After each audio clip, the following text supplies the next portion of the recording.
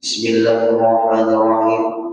Alhamdulillahirabbil alamin wassalatu wassalamu ala asyrafil anbiya'i wal mursalin sayyidina wa maulana Muhammadin wa ala alihi wa sahbihi wa barik wa sallam ajma'in.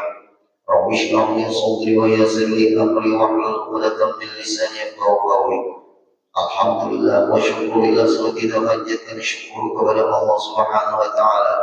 Pada pagi hari ini kita masih diberi Allah kesempatan hidup dalam melakukan kebaikan. Mudah-mudahan hidup kita, waktu kita, umur kita sempurna kebaikan. Amin ya rabbal alamin. Kemudian kita sambung kembali pengajian kita dari doa Nabi kita Nabi besar Muhammad SAW supaya terhindar dari penyakit-penyakit hati ini dari doa Rasulullah. Allahumma inni a'udzubika minal hammi wal hazan wa a'udzubika minal jubni wal bukhul wa a'udzubika minal ajzi wal kasal wa a'udzubika min ghalabati dain wa qahri rijal. Ada beberapa sifat yang harus kita buang dari hati kita. Yang pertama, Rasulullah minta perlindungan kepada Allah daripada hal keraguan-raguan.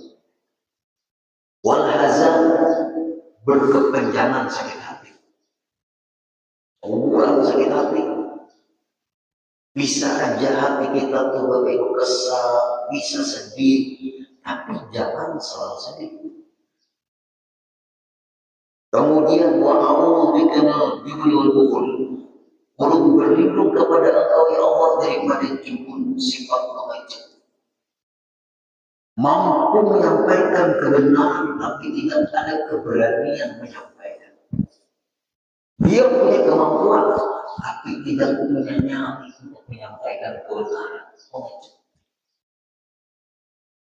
Yang seterusnya, bukhul, kikir, pelit, medit, tingkeng, pakalan. Dirinya saja dia tidak menikmati yang dia miliki, apalagi untuk orang lain. Kikir, numpuk harta, dia tidak menikmati yang dia miliki. Jangan bersifat yang seperti itu. Menguntungkan ahli waris nanti. Sedangkan kita perlu tapi tidak mau menikmati yang dimiliki. Disimpannya saja. Maka orang ini menyakiti dirinya demi meninggali harta untuk ahli warisnya. Meninggali harta untuk ahli waris bagus, tapi kita harus menikmati yang dimiliki. Apa yang kita tidak menikmati yang kita miliki, hanya memikirkan untuk ditumpuk saja. Tertipu. Kelima yang masih kita pelajari, wa a'udzubika minal ajzi wal kasal. Ulun berlindung kepada Engkau ya Allah daripada lemah. Lemah ini bukan masalah tenaga, luas pemahamannya. Allah berfirman dalam ayat Al-Quran, wal yakhshal ladzina law taraku min khalfihim dzurriyyatan dhi'afan khafu 'alaihim. Hendaklah takut wal yakhshal ladzina law taraku min khalfihim, jika kalian meninggalkan setelah kalian tidak ada dzurriyyatan, generasi, dzurriyyah, keturunan dhi'afan, yang lemah. Apa yang dimaksud lemah di sini? Pertama, jahil tentang agama. Kalau sudah jahil agama, nggak ngerti agama, itu orang sudah lemah. Berpikirnya lemah, berkata-katanya lemah, bertingkah lakunya lemah.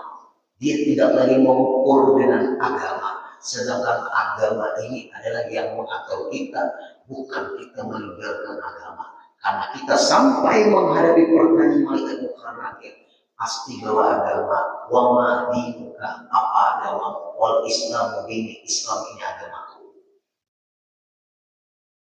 Yang kedua, malas beribadah. Badan sehat, penyakit enggak ada. Masih muda lagi. Lihat orang-orang yang di rumah sakit yang kadang-kadang orang menengok. Ada bapak ibu sambil berbaring belajar di kamar. Cuci darah dia sekitar 4 jam. Dalam ilmu khairat di kamar. Baik saya. Sakit apa yang bu? turun merawat ayah di waktu itu. Pulang minggu jaga ginjal. Berapa kali pencuci darah seminggu? 3 kali dulu. Acuh, 3 kali. Bimbing guru. Yang guru siapa guru yang sakit nih? Ayah. Apa juga cuci darah. Sebabnya apa? Bengkak ginjal beliau. Kenapa sebabnya? Sering menangani buang air kecil. Hati-hati. Sering menangani buang air kecil. Berapa kali cuci darah? Seminggu 2 kali. Yuk. Rajin pulang beribadah. Dari kita. Kebetulan cuci darah itu Bapak Ibu hari Jumat. Sama Senin. Maaf, ayah ngomong. Nah, apa pun apa? Bisakah abah cuci darah jangan hari Jumat? Kenapa? Ke masjid ngalih benar kalau Jumat timbal cuci darah itu nang atau berapa? Sayang abah kalau ada masjid. Langsung kayak gue itu. Sayang kalau ada masjid. Kalau dibawa ke masjid setelah cuci darah rawon. Hanya mau cuci darah. Capeknya luar biasa. Urut konsultasi dengan dokter dulu bisa tidak dilanjutkan. Rasa sayang kalau abang ada 9 juta dipaksa kalau rawon. Ikan dia membuat abang ke masjid, abang dari dokter yang berapa ini rawon. Nang ada rawon pada masjid.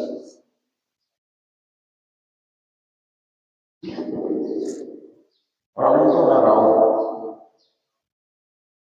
Hanya urut akan konsultasi dengan dokter Gabriel. Mudahan dokter Gabriel mendengar apa yang ulun sampaikan karena beliau termasuk kepala untuk masalah cuci darah di sini. Walaupun beliau duduk apa direktur pendidikan sehari. Dokter apa yang bilang. Ulun waktu itu mendekat dari dok, boleh saya dok minta pendapat? Silakan. Nah itu memang bagus. Etika ngomong itu bagus. Jangan mengatur dokter. Dok, boleh saya minta pendapat? Ini mengatur dokter.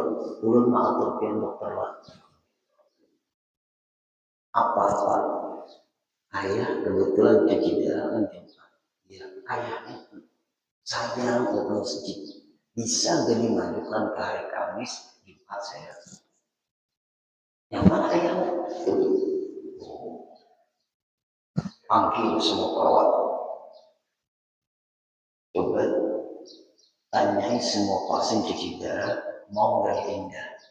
Salah satunya perempuan, karena perempuan kena masjid juga. Nah, ada ke masjid, perempuan kena ke masjid. Tapi boleh perempuan ke masjid, seperti Mekah ini, perempuan ke masjid. Di sini nggak ada tempat untuk perempuan. Bapak-bapak aja ngomong.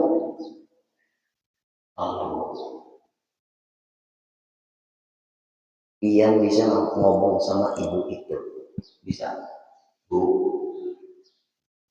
bisa enggak? Pun hari-hari Kamis, waktu itu hari Kamis, sampean datangnya Kamis, dia ngomong dengan pasien, kata dokter, supaya ayahmu dimajukan ke Kamis, ibu ini hari Kamis saja kamu datang, hari ini hari Jumat, berarti Kamis depan kamu datang, gitu. Kalau lihat hari Kamis, nah ini orang deletil di kamar, protibol otos di kamar, tasbih di kamar, nah situ HP aja.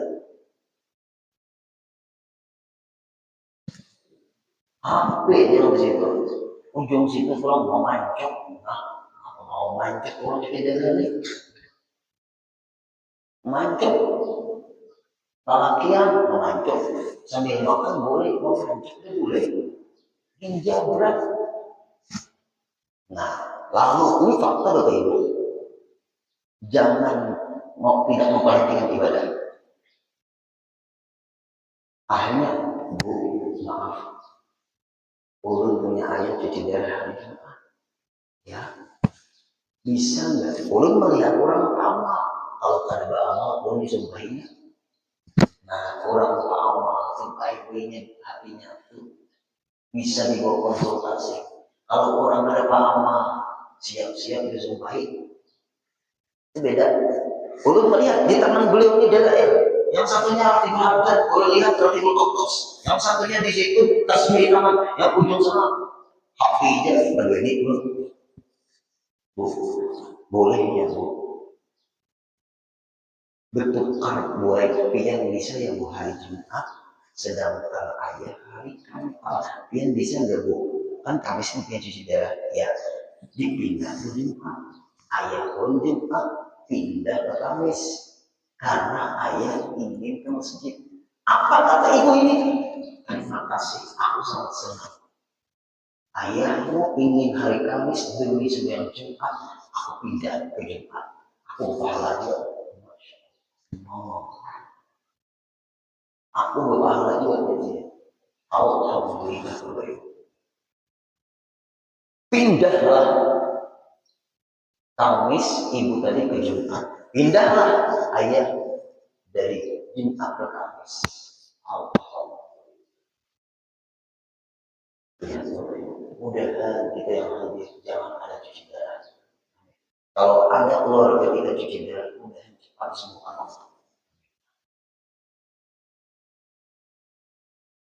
Kamis berangkat, semangat. Alhamdulillah. Kenapa maka semangat? Besok Jumat harus bayar. Tabiat mana sudah terbiasa ibadah Tuhan. Memikirkan gimana supaya sembahyang Jumat. Ini bagaimana supaya jangan sembahyang Jumat. Sembahyang orang Jumatannya ujung. Kenapa gue ambil untuk masjidan, gue pokoknya itu memakai pokoknya dari iman itu. Ayo Bapak Ibu. Nah, ada di ujung itu orang memancuk. Sedang ayah ini sedang memancuk. Buah-buahan. Wah, boleh. Anak mata sini mau tutup nangka itu anak awal. Nah, lihatin bisa aja orang tuh memancuk. Nah. Belikan ayah kan pencuk nak. Ayah konsultasi kita ke dokter dulu. Cuci darah dulu sini. Ya.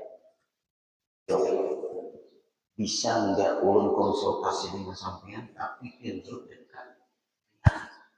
Kenapa? Karena ini mancuk. Jangan. Dok, kenapa di ujung itu mau mancuk? Lapa diurus. Ada berapa? Kalau diurus. Nah, pemanasan. Nah, itu tuh Pak Ibu. Nah, Abah sudah mendengarkan jawaban dokter. Sekalinya nang bininya memancuk di luar. Sepiring diserahkan ke suami. Dia memancuk tadi. Bu, kata dokter mancuk itu nggak boleh lagi. Pencuk itu nggak boleh lagi orang cuci darah. Kenapa? Suami sampai dibiarkan. Ini yang ngomong. Kalau itu larang aku memancuk, kalau aku harus sempat lagi memancuk. Nah, lopot orang.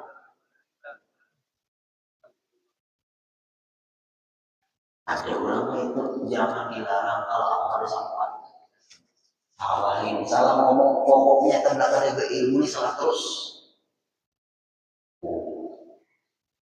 Gak apa-apa, pian sabar.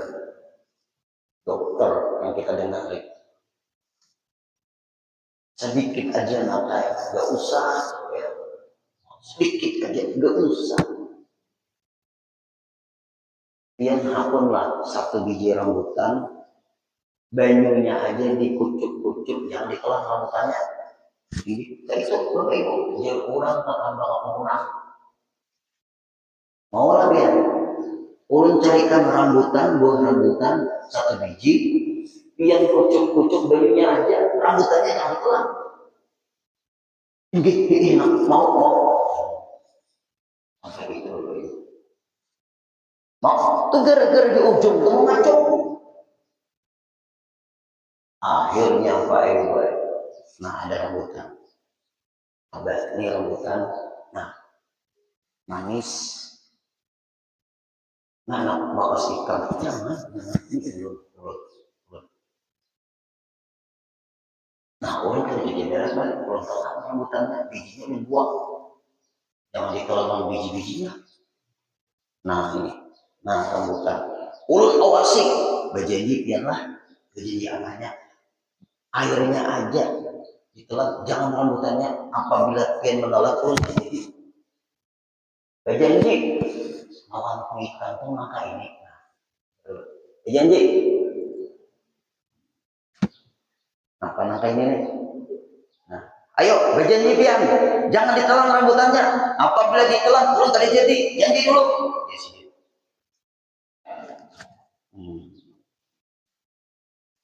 Kunyuk. Nah, ayo, ulun pegangi. Nyaman mata ya.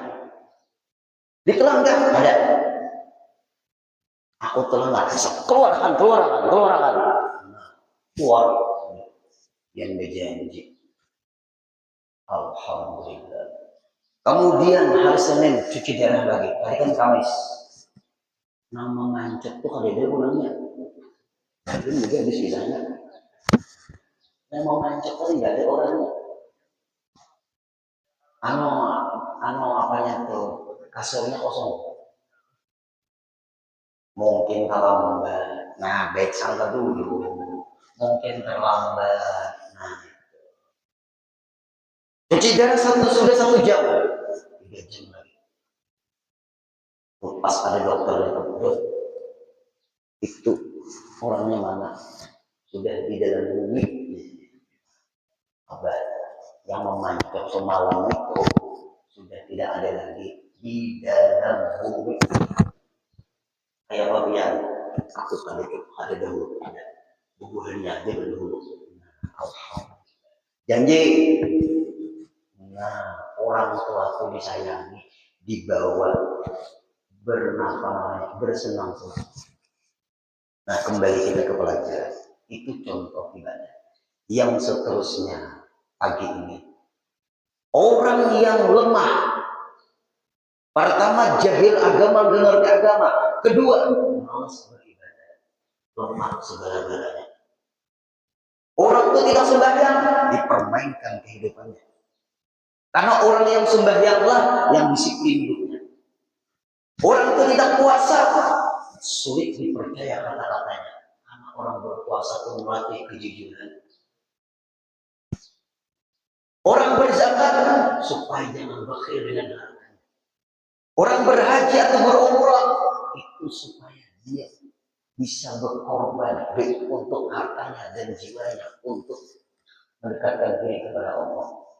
Apabila orang itu tidak memperhatikan ibadah, orang itu lemah jiwanya. Kemudian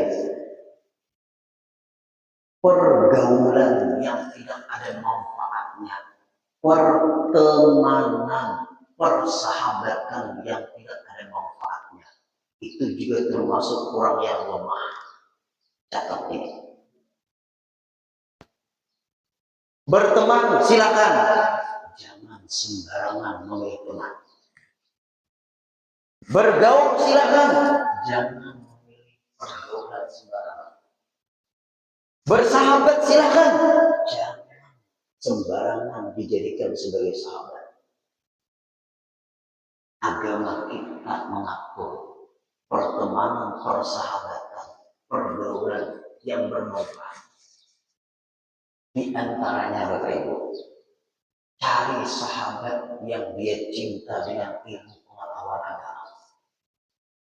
Mungkin pian-pian yang hadir ini gara-gara sering terkumpul di pengajian, seperti saudara, seperti saudari, seperti badan sama.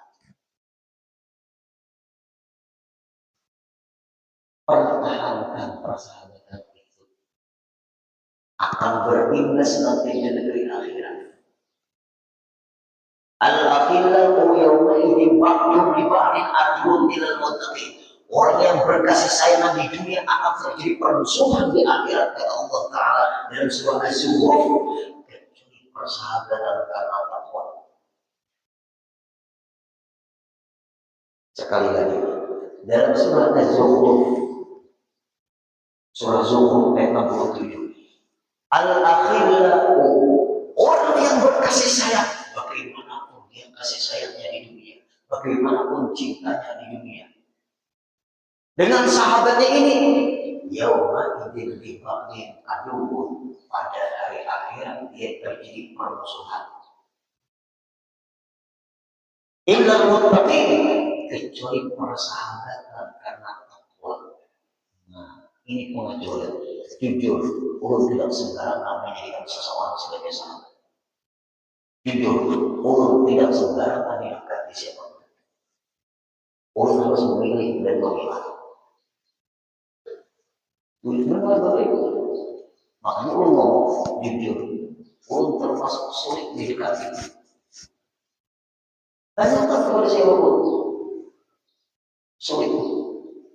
Karena ulun harus punya selektif. Dan kita sangat selektif benar, teliti.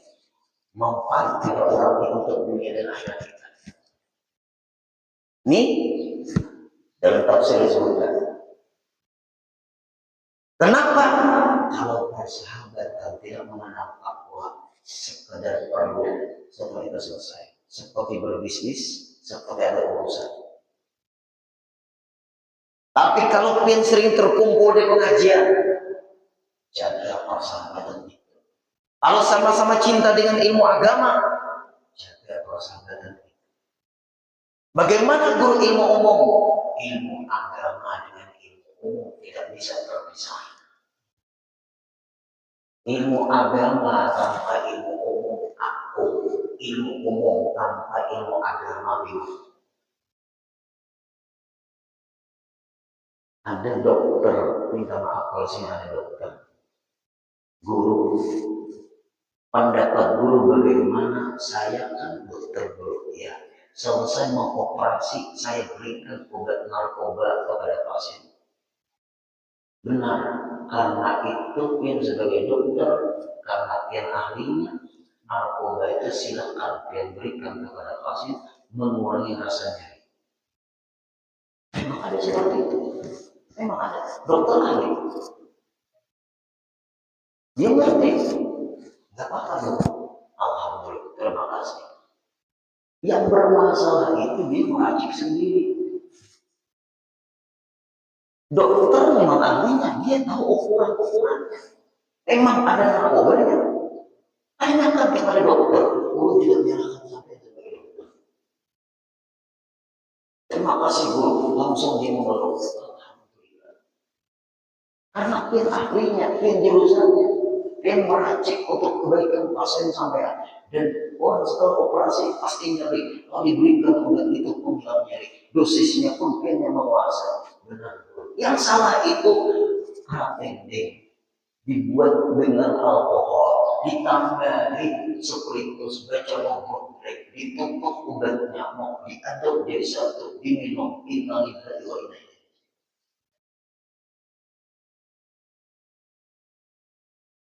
Dokter paham, oh tidak komplain dokter. Nah ini penting. Ada lagi Bapak Ibu,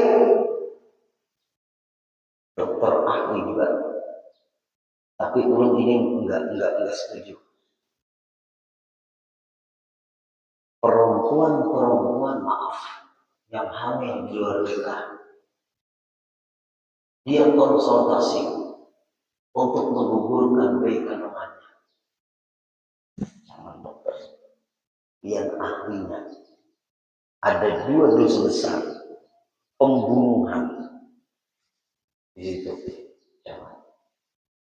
Bahkan ada tukang pijat Bapak Ibu di daerah Martapura, gemetar tangannya. Ketika perempuan minta dipijatkan perutnya, gemetar tangannya. Melihat uang terkejut juga waktu itu di pengajian. Oh, cek. Nah ini guru mungkin sibuk kan? Ada apa nih? Aku di guru yang memijat orang. Ya. Ini sakit perut guru ya. Sakanya boleh berisi perutnya. Berisi apa? Berisi angin. Berisi janin. Nasihati dia cepat-cepat nikah. Tapi guru yang minta ditekankan. Jangan. Boleh kalau telepon dia ngomong sama dia. Silahkan dulu. Mbak, Mbak hamil ya? Ini siapa nih? Serahkan teleponnya ke tukang pijat dulu. Adakan panggulan mulut. Waktu kau pijat lah. Ini dulu. Apabila kita ada mengadakan panggulan, kembali lagi. Memblokir nomor pijat. Jangan dulu. Tunggu. Jangan digugurkan. Pelihara.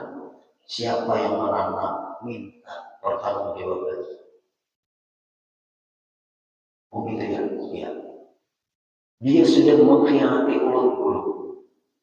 Tapi ada guru yang menerima ulang apa adanya. Terima yang menerima kamu apa adanya. Dia setia denganmu. Apa adanya kamu terima dia. Dia menerima kamu apa adanya. Insya Allah ada semua. Apa-apa insya Allah ada. Ini guru. Gimana hukumnya? Hukumnya boleh. Yang dulu menanam, yang kedua meneruskan menyiram. Bapak Haji Suhaib berpaham.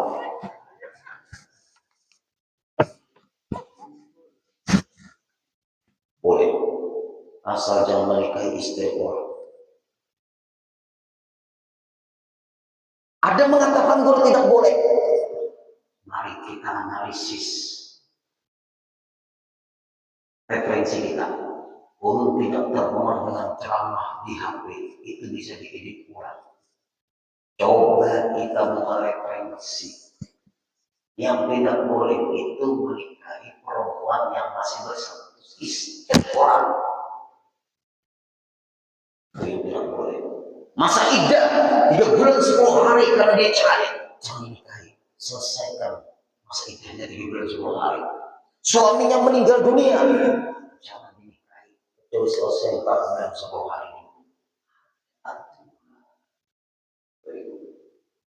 Kita bicara hukum di sini. Solusinya ada terus dari pisau. Ini dulu. Nah, lalu yang pijat jangan dikekan tinggi dulu. Terima kasih. Assalamualaikum warahmatullahi wabarakatuh. Jadi guru itu beribu menyayangi, walaupun bermacam-macam kasus yang kita dengar, tetap kita sayang. Allah Maha Pengampun, Allah Maha Pemaaf. Masa kita beringas dari Allah? Ayo, masa kita beringas, masa kita kasar? Allah sang pencipta dia sangat bijaksana. Hambanya, apalagi kita sebagai hamba Allah, sang pencipta dia bijaksana. Masa kita beringas? Kadang-kadang jadi guru mudah nyala. Jangan guru sih. Ini kelakuan mau juga nonton ini bilang, kita sayangi, kita rangkul, kita berikan semangat. Disitulah Allah menilai kita. Sayang juga kita dengan Allah.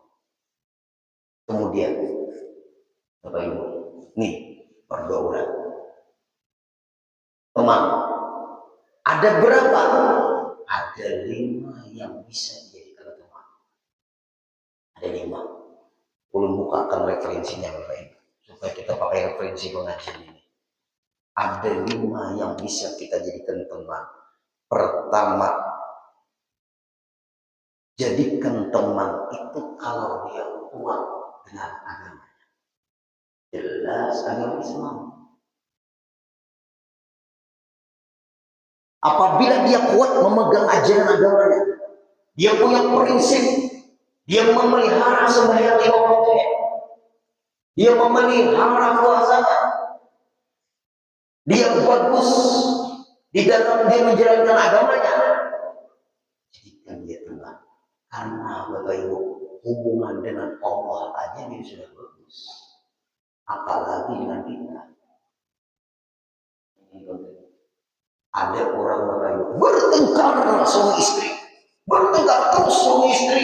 Minta pendapat sama ulun. Di mana ya guru? Ulunnya guru sering bertengkar dengan suami. Kata suaminya, permasalahan kecil guru diperbesar guru.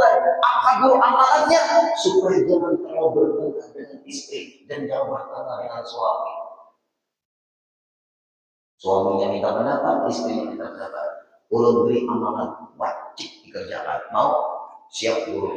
Amalkan sembahyang berjamaah. Insya Allah pasti waktu berjamaah ada bertengkar lagi.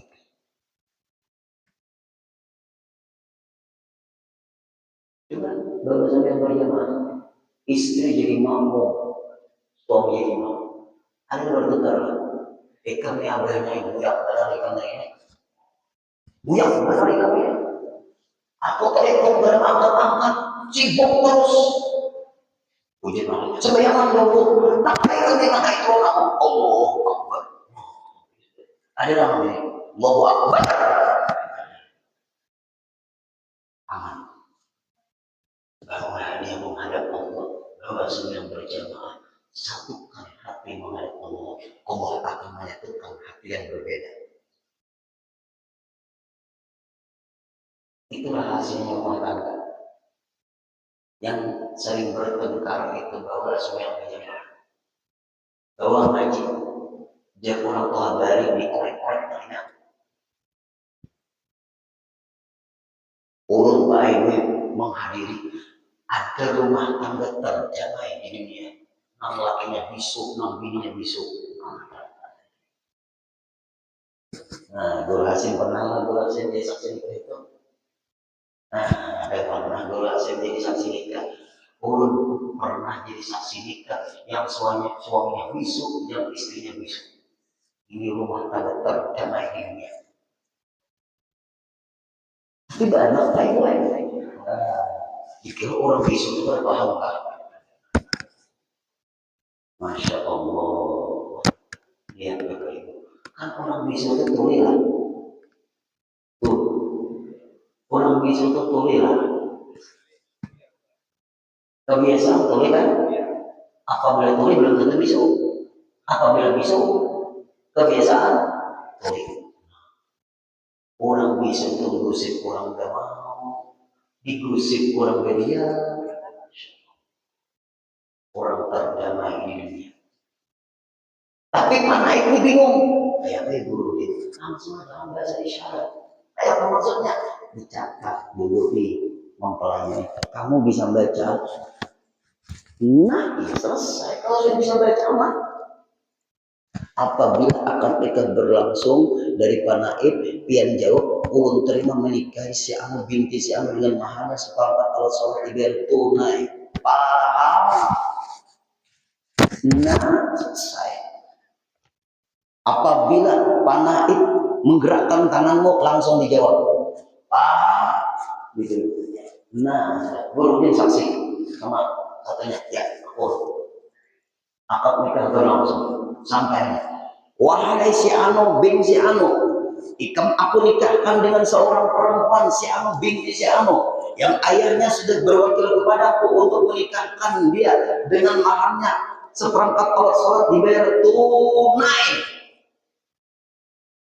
Nah jadinya soal saksi ikan kali isu unggut-unggut dua kurang soal. Zakarnya Pak Ibu rumah tangga sampai sekarang alhamdulillah. Nah, Pak Haji Sohir ini memain anak ngajar bini nang kaya pamamayan, saya nggak bisa.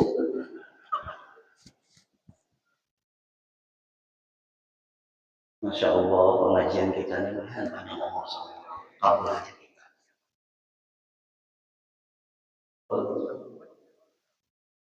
Jangan mencari lambung mas. Ayo Bapak Ibu. Cari, jangan bodoh agama jadikan teman. Kalau bodoh agama jangan dijadikan teman. Sering terjadi benturan pendapat. saling terjadi benturan pemahaman, sering terjadi percekcokan.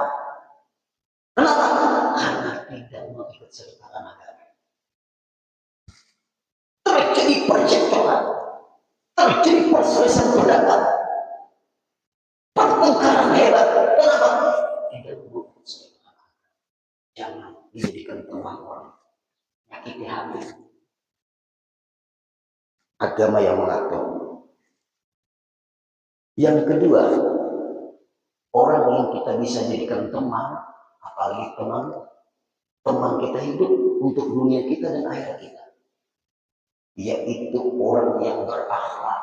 Nah, orang yang berakhlak itu dia bisa mengatur dirinya, apalagi mengatur diri kita. Kalau orang itu tidak berakhlak, ngatur dirinya aja nggak bisa, apalagi ngatur orang lain. Bapak Ibu, akhlak itu terpancar dari diri kita enggak? Akhlak, ngomong yang baik dengan orang tua, ngomong yang baik terhadap yang lebih tua, ngomong yang baik terhadap saudara, ngomong yang baik terhadap istri, ngomong yang terbaik terhadap suami. Karena